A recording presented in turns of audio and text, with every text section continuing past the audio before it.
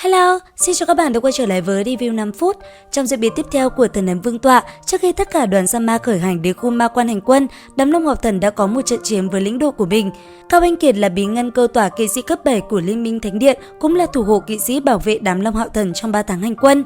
Vì để hiểu rõ năng lực của mỗi người trong đoàn đội để đưa ra phương án tu luyện thích hợp, Cao Anh Kiệt đã để đám nhóc kia đối đầu với mình trong trạng thái không chịu hồi tọa kỵ và kỹ năng bay.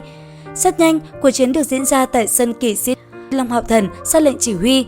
Đây là lần đầu họ hợp tác, không có ăn ý gì, chỉ có thể dùng ngôn ngữ để biểu đạt. Tư Mã, Cuồng Hóa, Nguyên, chém. Anh Nhi đứng phía sau, triệu hoán. Lâm Hâm phụ trách phòng ngự, Hàn Vũ cùng tôi chính diện phòng ngự, Thải Nhi tùy cơ ứng biến. Lên! 7 thành viên có thể xem như 7 con quái vật trong lứa tân sa ma đoàn lần này. Tuy rằng thực lực cá nhân bọn họ rất nổi trội, nhưng khi chiến đấu toàn đội, sơ hở lập tức lộ ra. Mới vừa rồi theo sự sắp xếp của Long Hạo Thần, bước đầu tấn công Cao Anh Kiệt bị y dễ dàng hóa giải, đội hình ngay lập tức đã bị rối loạn. Sự phối hợp không ăn ý giữa các đội viên khiến việc kỵ sĩ cấp 7 chứng kiến có chút bất đắc dĩ. Mới vừa rồi, Hàn Vũ đã xuất ra ma thú đồng hành là chân tả nhãn. Tuy nhiên, con mắt mặc dù to lớn kia lại không thể ảnh hưởng gì đến Cao Anh Kiệt. Trong lúc Long Hạo Thần và Hàn Vũ hướng phía đối thủ phối hợp tác chiến, thì Trần Anh Nhi đã hoàn thành quá trình triệu hoán. Lần này, cô bé thành công triệu hoán ra tả nhãn lĩnh chủ, ma thú cấp 8 này có thể tương đương chiến sĩ cấp 7, so với chân tả nhãn của Hàn Vũ lại càng đồ sộ hơn. Tư Mã Tiên ở bên cạnh có chút ngứa mồm quay qua hỏi: "Anh Nhi, đại quái vật của muội liệu có thể dùng được không vậy?"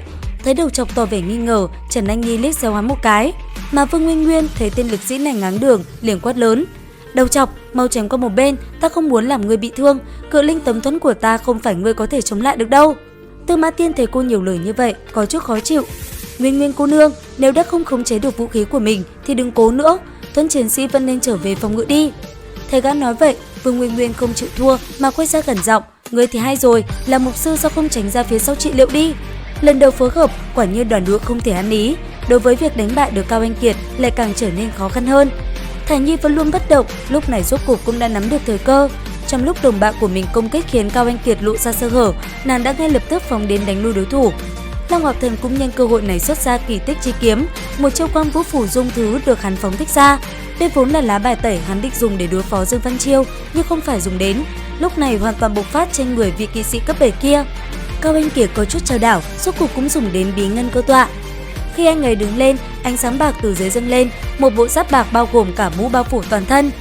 Kỵ sĩ Thánh Địa tổng cộng có 365 bộ bí ngân cơ tọa chiến khải, hao phí thời gian gần 3.000 năm mới rèn thành. Ở một vài phương diện, nó bất chấp uy lực của Thần Ấn Vương Tọa, mỗi một bí ngân cơ tọa đều là trang bị cấp truyền kỳ. Giờ khắc này, đám Long Hạo Thần lần đầu tiên biết sự tồn tại của trang bị này, nguyên bản hừng hực chiến ý bỗng chốc bị dội bùn nước lạnh. Tất cả mọi công kích của đám Long Hạo Thần sau đó dường như không có tác dụng đối với Cao Anh Kiệt. Đây là lần đầu tiên kể vai tác chiến cùng Long Hạo Thần, bởi thế Thải Nhi không muốn thua cuộc. Rất nhanh, trong màn ánh sáng trắng hầu như trong chớp mắt phóng ra từ ngực Thải Nhi, đích thị là kỹ năng đến từ luân hồi linh lô. Càng khiến Cao Anh Kiệt chấn kinh là cảm giác sau lưng khiến gã thấy nguy hiểm. Gã chỉ thấy một luồng đao phóng khiến bản thân nghiệt thở đang tiếp cận, ngay cả bí ngân cơ tỏa chiến khải dường như khó chống cự nổi sát khí khủng bố kia. Đúng lúc này, một giọng nói tự như xé rách không gian truyền đến: "Thải Nhi, mau dừng tay." Người xuất hiện không phải ai khác, chính là địa chủ Thích Khách Thánh Điện, hiệp giả cấp 9 Thánh Nguyệt. Ông lớn tiếng quát: "Hồ đồ, chỉ là luận bàn rèn luyện thôi, sao có thể dùng đến sức mạnh đó?" Nguy cơ của Cao Anh Kiệt trong lúc này cũng bị hóa giải. Mà Thánh Nguyệt cũng quay qua phía Cao Anh Kiệt quát: "Ngươi cũng hồ đồ, chẳng lẽ không nhìn ra con bé dẫn xuất lực lượng không thuộc về mình, vì sao không ra tiếng ngăn cản?"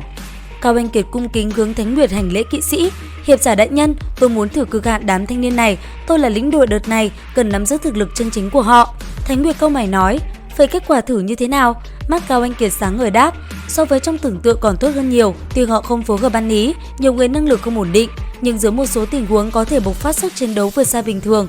Qua một đoạn thời gian chỉnh đốn, tin tưởng họ sẽ có tổng thể thực lực, không uổng là sa ma đoàn số 1 đợt thi này." Video đến đây là hết. Xin chào và hẹn gặp lại các bạn ở những video tiếp theo.